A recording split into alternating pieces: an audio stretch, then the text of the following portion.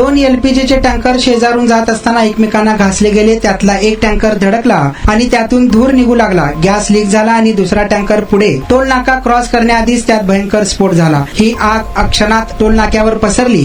यामध्ये होरपळून 4 जणांचा मृत्यू झाला तर काही लोक जखमी झाल्याची माहिती मिळाली आहे। उत्तर प्रदेशातील कौशांबी जिल्ह्यातून काळजाचा थरकाप उडवणारी घटना सीसीटीव्ही मध्ये कैद झाली। सिहोरी टोल प्लाझावर एक एलपीजी गॅस टँकर नियंत्रणाबाहेर जाऊन थेट डिवायडरला धडकला। ही धडक इतकी भयानक होती की धडक बसताच टँकरमधून गॅस गळती सुरू झाली आणि काही सेकंदातच तिथे एवढा मोठा स्फोट झाला की संपूर्ण टोल नाका आगीच्या भक्षस्थानी आला। या आगीत टँकर चालकासह टोल नाक्यावर काम करणाऱ्या 2 कर्मचाऱ्यांचा आणि अन्य एकाचा अशा एकूण 4 जणांचा आगीत होरपळून मृत्यू झाला आहे।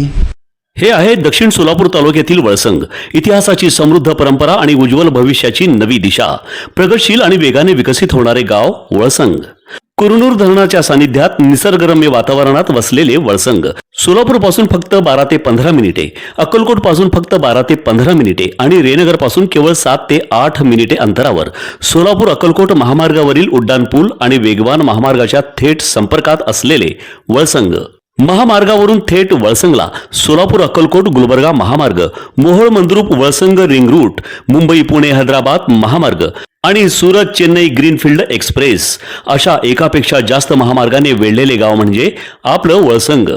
वळसंग हे आता महाराष्ट्राच्या नकाशावर नव्या विकासाचे केंद्र बनले आहे। वळसंग मध्ये आहेत प्रसिद्ध मंदिरे, सोलार हब, टोल नाका, जवळच आहे कुरनूर धरणाचे ताजे पाणी आणि निसर्ग सौंदर्य आणि विविध ठिकाणी आकर्षक हॉटेल्स व ढाबे सुद्धा।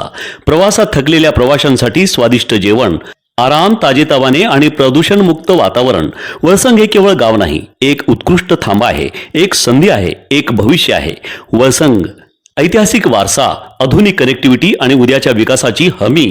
सोलापूर जिल्ह्याचा अभिमान आणि महाराष्ट्राचा गौरव वळसंग।